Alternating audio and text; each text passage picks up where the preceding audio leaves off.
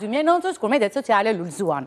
Dhe, duke qenë se lullzuan, përhapën informacione, informuese, dizinformuese, se këtu është problemi këtë dizinformimi, se këtë ishte ke informimi, se do ishim gjithë të informuar me lajme nga specialistë. Po këtë po thotë Ornella.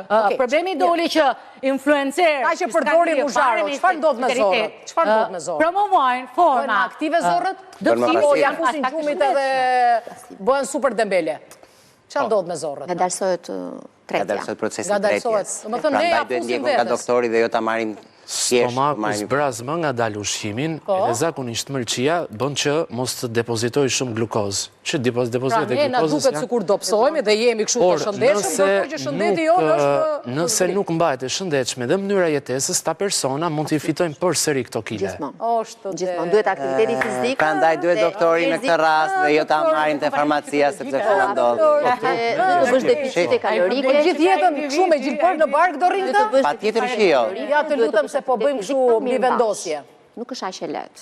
Problemi është që është bërë fokus pjesa e mirëmbajtjes së jashtme, ndërkohë që individi do të synojë pa të brendësinë vetë, është ajo brendësia vetë që mban brendësinë e Luciano. Ja, dëgjoni Luciano. Jo, mos ja fusni kot tani, dëgjoni lajme interneti. Erione, ti si ka thënë dhe Hipokrati, baba i mjekësisë. Apo jo, Hipokrati ka thënë çdo sëmundje ka genezën fillestare në zor. Po. Imagjinojeni. Madje zora ka funksione që stimulon dhe insulinën. Këtë e bën nëpërmjet një peptidi që quhet peptidi insulinotropik glukozë vartës. I e purdhër. Siç kam bërë unë tek po të shkurtra janë si emra. Nuk është insulin. Individi është ndjenjë. Po me thonë, troç, ja udhëtimi do të këtyre që kanë... Ornella, unë po pash një krem karamel, po pash një krem karamel e marë si sfid. Ta hashë, ta mbarosh. Për baklava nuk jam unë, as për kadaif. Po kremi karamel më sfidon.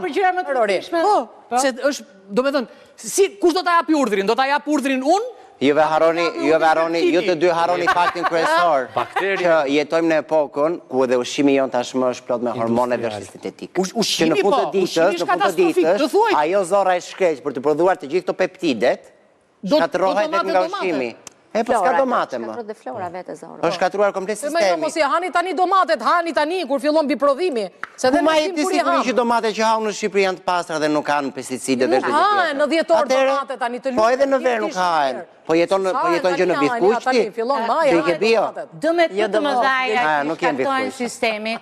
Dëmet më të mëdha që i shkaktojnë sistemit të brendshëm. Ja shkakton vetë individi nëpërmjet intervenimeve të këtyre dëshirave për të dobësuar, për të dukur perfekt, për të dukur për mirëmbajtjen e pamjes jashtme, këto që bëjnë këto interfasting, këto ozempikra apo flasim aq koca që s'po i bien fare. Bëjnë klizma, po bëjnë klizma. Nga ty se pranoj këtë fare. Për të dobësuar shprehje nga brendshja detoksi jashtëm dhe detoksi brendshëm, pra këto janë ato që prishin ato sistemet natyrale homeostatike që ka individi në mënyrë natyrale, që është një qenie shumë perfekte dhe kur ti ndërhyn, kur ti bën klizma, e që ato peptidet që të... Sigurisht do kesh problematika fizike. Pasojat psikologjike, pa diskutueshmërisht, obsesionet, fiksimet, anktet, çrregullimet e të ngrënit, dhe problematika jashtëzakonshme të identitetit. Të ngelem që këto obsesionet. Një nga përfitimet